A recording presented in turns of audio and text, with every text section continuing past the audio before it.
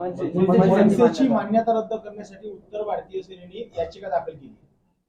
मला वाटतं की राज ठाकरे आमचे मित्रच आहेत. लोकसभेमध्ये ते आमच्या सोबत होते, पण आम्हाला काय फायदा झाला नाही. विधानसभेमध्ये ते आमच्या सोबत नव्हते, तरी सुद्धा आम्ही एवढ्या 237 जागा निवडून आणल्या. त्यामुळं राज ठाकरे यांची मराठीच्या भूमिकेशी आम्ही सहमत आहोत की मराठी बोललं पाहिजे, मराठी शिकलं पाहिजे.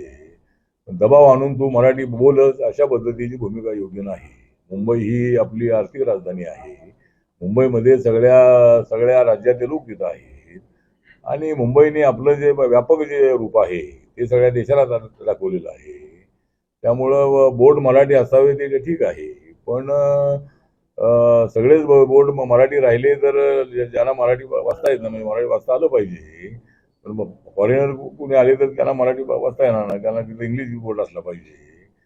तर मराठीची भूमिका त्यांची ठीक आहे, पण अशी दादागिरी करणं योग्य नाही. आणि बँकांमध्ये मराठीमध्ये व्यवहार करा असं म्हणणं म्हणजे आपली इकॉनॉमी कोलॅप्स करण्यासारखं आहे.